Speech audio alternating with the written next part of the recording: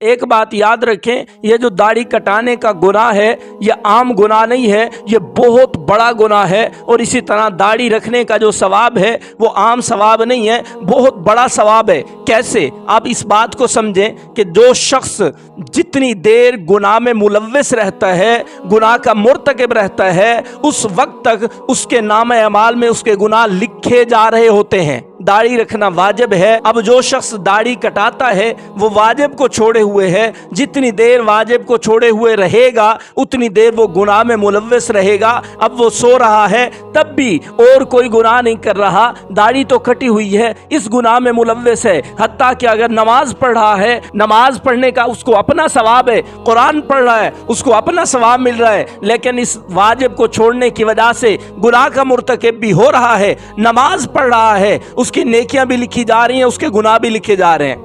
قرآن مجید کی تلاوت کر رہا ہے، اس کی نیکیاں بھی لکھی جا رہی ہیں، اس کے گناہ بھی لکھے جا رہے ہیں۔ اللہ اکبر کبیرہ، بہت بڑا گناہ۔ حضور اکرم صلی اللہ علیہ وسلم کی زندگی میں ایک شخص آیا بطور مہمان کے، حضور اکرم صلی اللہ علیہ وسلم نے دیکھا اس کی داڑھی مڑی ہوئی ہے، آپ صلی اللہ علیہ وسلم نے چہرہ انور پھیر لیا ہے۔ اب بھی علماء فرماتے ہیں جو داڑھی منڈا پیغمبر کے روزے پہ جاتا ہے صلی اللہ علیہ وسلم تو آپ صلی اللہ علیہ وسلم اس سے چہرہ اقدس پھیر لیتے ہیں۔ ایک شخص خود ہمارے ضلع ملتان تحصیل جلال پور پیر والے کے علاقے کا تھا، وہ ہمارے استاذی مفتی فیاض الرحمان صاحب دامت برکات العالیہ کے ساتھ عمرے پہ گیا۔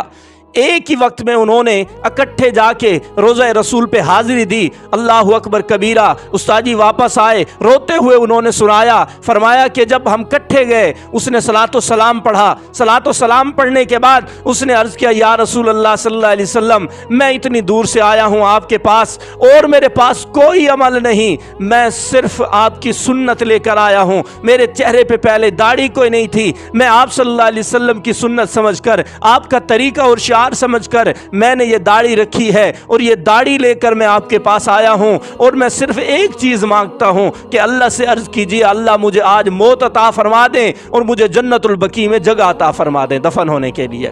اللہ اکبر کبیرہ، استاد جی سناتے ہوئے رو پڑے، فرمایا کہ شام کو اس کی طبیعت خراب ہوئی، بالکل ٹھیک ٹھاک تھا، طبیعت خراب ہوئی، انتقال کر گیا اور اس کے لیے آرڈر جاری ہو گیا کہ اس کو جنت البقیع میں دفن کرو۔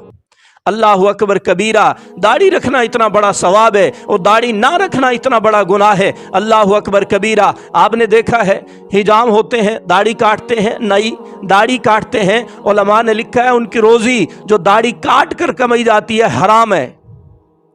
بات سمجھ رہے ہیں؟ ان کی وہ روزی جو داڑھی کاٹ کر اور اسی طرح بھویں بنا کر جو ان کو روزی ملتی ہے، پیسے ملتے ہیں، ان کے لیے وہ حرام ہے۔ حتیٰ کہ علماء یہ فرماتے ہیں کہ جناب آپ بال کٹوانے گئے حجام کے پاس، نئی کے پاس، آپ کے 80 روپے بنتے تھے، آپ نے 100 والا دیا ہے، اس نے 80 روپے کاٹ کر 20 روپے جو بقایا دیے ہیں، اگر وہ 20 روپے اس کی اس داڑھی موڑ کر کمائی میں سے اس نے واپس کیے ہیں تو آپ کے یہ 20 روپے بھی لینا درست نہیں ہے۔